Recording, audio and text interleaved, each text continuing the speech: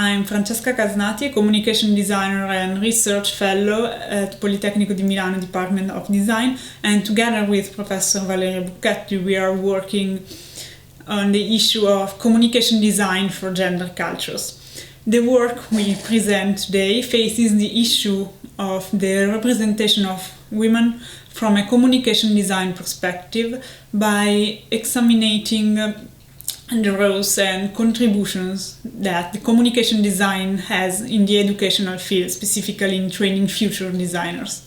Starting from the beginning, our keywords are gender equality, communication design, and visual criticism.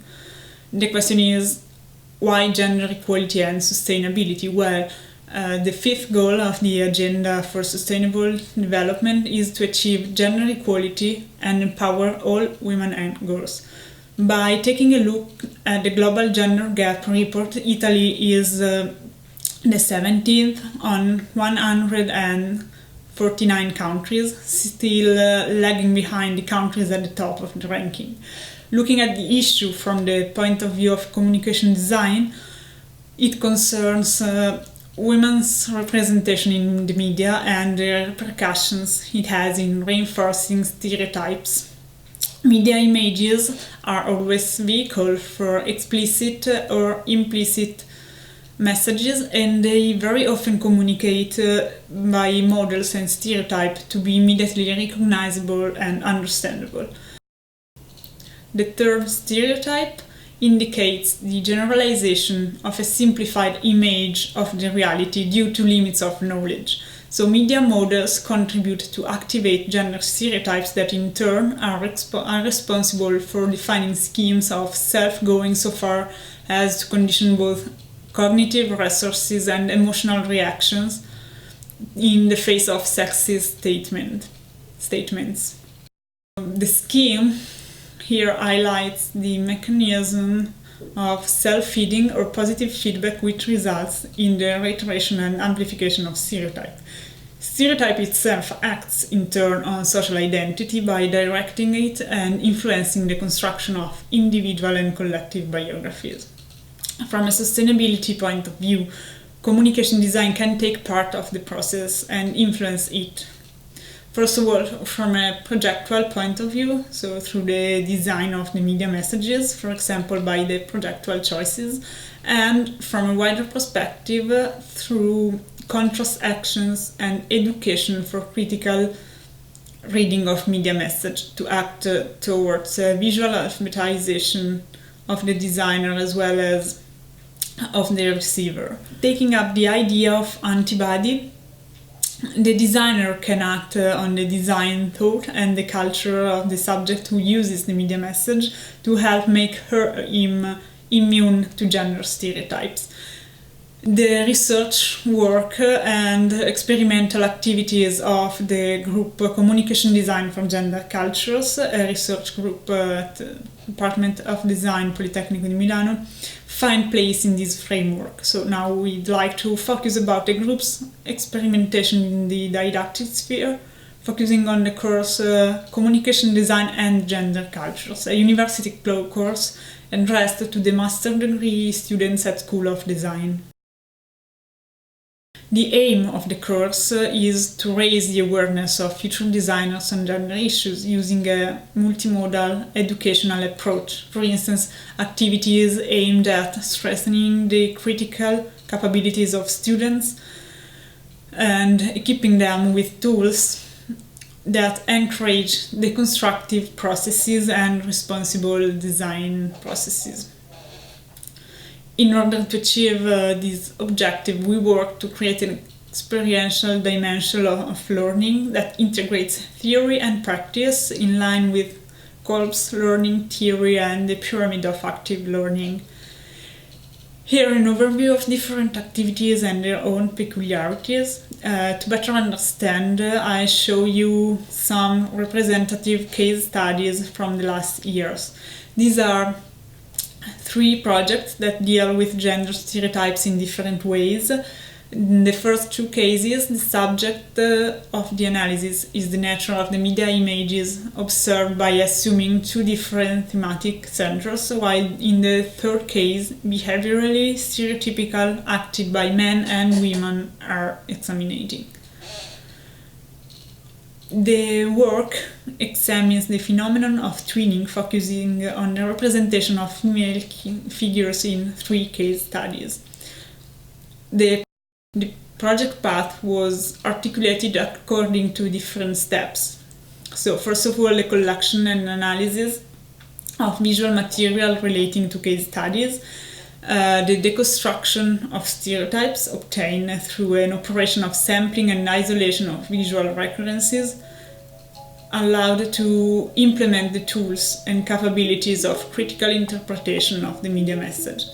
The operation of critical rereading and reassembly was obtained by designing a kinetic artifact based on the editing of the scenes and images collected, which has the dual function of summarizing the research and raising awareness of the theme. The video editing uses hyperbola as a rhetorical figure, exasperating the concept of reiteration of media images in a reinforcing dimension, in order to denounce the nature of the phenomenon.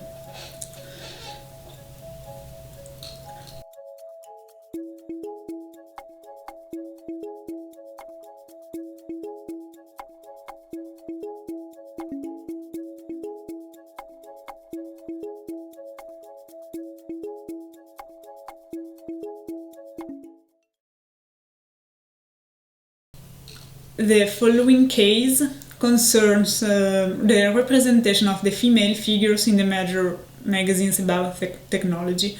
The first phases of the research were dedicated to the collection, sampling and observation of data. Then, from a process of isolation of the salient features and visual recurrences, it emerged that the female figures collected were depicted according to expressive codes typical of the pornosoft universe.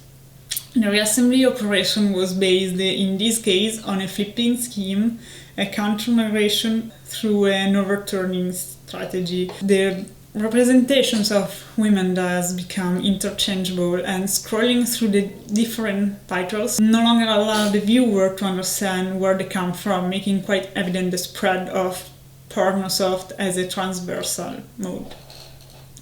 The third case study differs from the previous ones because it shifts the attention from the women representation to the acted behaviors in approaching the STEM subject, specifically coding. Drawing from the field of anthropology, the project has been developed starting from a participatory observation activity to deconstruct and analyze the participants' attitudes. The different attitudes of males and females and roles they assumed within the teamwork were isolated and sampled, and what emerged in terms of content confirms the tendency to consider coding as a predominantly male matter by nature. The individual attitudes were reassembled in a video in order to make them evident. This video has a dual function to raise awareness among young people and to visualize the research.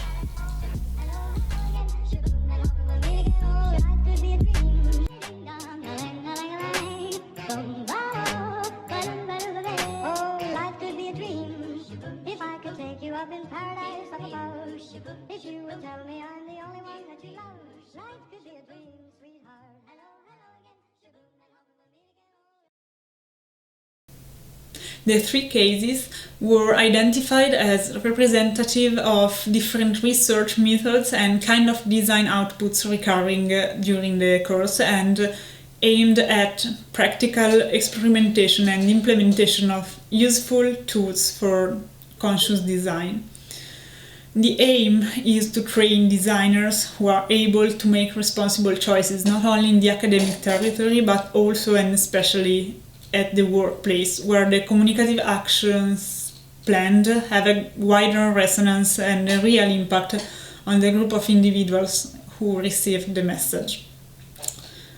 So with the work presented, we intend to underline the roles that communication design plays against this vicious circle of gender stereotypes. And here the meaning we give to the concept of sustainable design concerns the quality of impact that communication design has on social identity, specifically in terms of gender equality. The cases show how it is possible to move towards a culturally and socially sustainable design model and highlight the need to foster opportunities for discussion and confrontation in order to strengthen methods and experiment with new tools that communication design can provide to contribute to the achievement of gender equality. The activity presented can therefore be considered a first step to develop educational activities aimed at building a solid and conscious visual cultures.